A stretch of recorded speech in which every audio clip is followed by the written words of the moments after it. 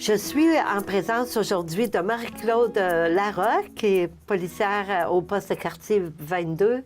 Bienvenue, Marie-Claude. Merci, bonjour, ça va bien? Oui, très bien. Vous aussi? Oui, merci. Oui.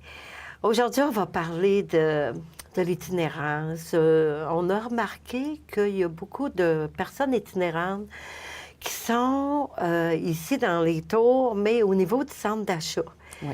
Puis, les gens se demandent quoi faire parce qu'il y en a qui nous ouvrent puis ferment la porte. Puis, bon, là, dans le but d'avoir de l'argent, ou il y en a d'autres aussi qui sont assis par terre. Qu'est-ce qu'on doit faire? Comment on peut réagir? Bien, sachez que ces gens-là, s'ils sont présents à cet endroit-là, c'est parce qu'il y a des gens qui donnent de l'argent. On n'est pas d'accord tout à fait avec ça parce qu'il faut comprendre que c'est insécurisant pour plusieurs personnes. Il y a des gens qui sont sûrs d'eux, puis qui passent à côté d'eux, puis ils ne donnent pas de l'argent, puis ils n'ont aucune crainte. Sauf que dans les tours ici, il y a beaucoup de gens, de personnes âgées, puis c'est insécurisant des fois pour certaines personnes de se faire demander de l'argent. On a le droit de dire non, donc, mais pour certaines personnes, ils ont peur de représailles. Sachez que ces gens-là ne sont pas dangereux. C'est des gens qui ont peut-être des problèmes de santé mentale, des problèmes de toxicomanie, mais la manière d'agir avec eux, c'est simplement de leur faire un sourire, de leur dire bonjour, mais il ne faut pas se sentir intimidé par leur présence. Donc, de leur faire un sourire, de ne pas les ignorer, de passer à côté d'eux, de les remercier de nous avoir ouvert la porte. Juste ça, c'est d'avoir un bon comportement.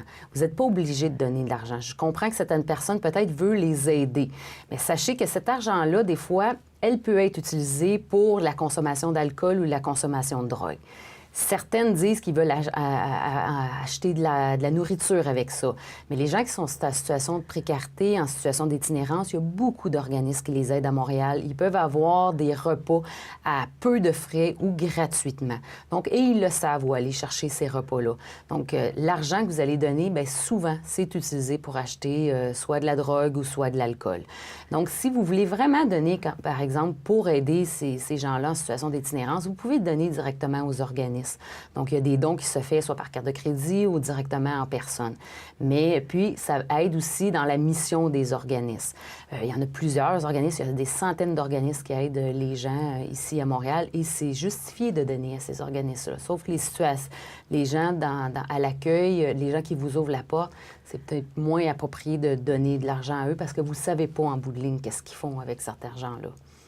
Oui, donc les organismes en donnant aux organismes qui viennent en aide, bien, ça, c'est une bonne façon d'aider. C'est une bonne façon parce qu'eux, ils ont des programmes pour leur venir en aide. Bon, ça va de les aider à trouver un logement, de la nourriture, des soins médicaux, des soins en santé mentale. Les besoins sont divers pour cette population-là, sont en situation de précarité pour diverses raisons. Donc, mais leur but, elle est justifiée de ces organismes-là. Donc, on comprend que c'est insécurisant de dire, bien, si je donne pas de l'argent, est-ce qu'il va m'attaquer? Dans l'histoire, c'est très, très rare. Donc, mais s'ils sont encore là aujourd'hui, c'est parce qu'il y en a des gens qui donnent. Mais d'avoir une allure, d'être sûr de soi, de passer à côté d'eux, regardez-les dans les yeux, faites-leur un sourire. C'est des êtres humains comme tout le monde, c'est des bonnes personnes aussi. Là. C'est en situation d'itinérance parce qu'ils ont eu des difficultés dans leur vie, mais ils ont droit aussi de recevoir un sourire, de leur dire une bonne journée, et ils vont être contents. Ils vont être aussi contents. Donc, et juste ça, c'est une bonne attitude à avoir avec ces personnes-là.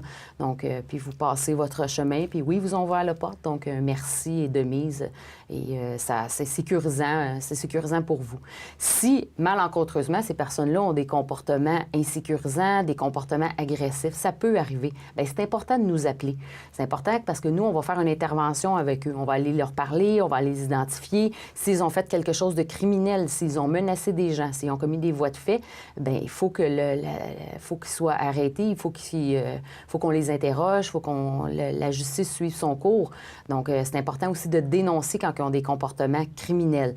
S'ils ont juste des comportements insécurisants, s'ils sont sur l'effet de drogue ou d'alcool, bien, on va aller leur parler pour dire, OK, pour la journée, bien, peut-être aller à l'écart, peut-être de retourner dans votre résidence ou d'aller à l'écart parce qu'ils ont des comportements insécurisants ou qui font peur. La plupart du temps, ils nous écoutent. Donc, mais c'est important de nous appeler quand ils ont des comportements Parce que peut-être que vous, vous en avez pas peur, mais peut-être qu'il y a d'autres personnes qui vont en avoir peur quand ils vont passer un petit peu plus tard. Donc, de nous appeler, puis nous, on va juste faire... On les connaît de toute façon, hein, la majorité de notre clientèle itinérante. Donc, on les connaît, donc on va leur parler, puis souvent, bien, la plupart du temps, ils obtempèrent, puis ils vont pour la journée se déplacer, aller ailleurs. C'est tout simplement ça. Merci beaucoup, Marie-Claude, d'être venue aujourd'hui à mon entrevue. Bien, ça fait plaisir. Bonne journée. Bonne journée.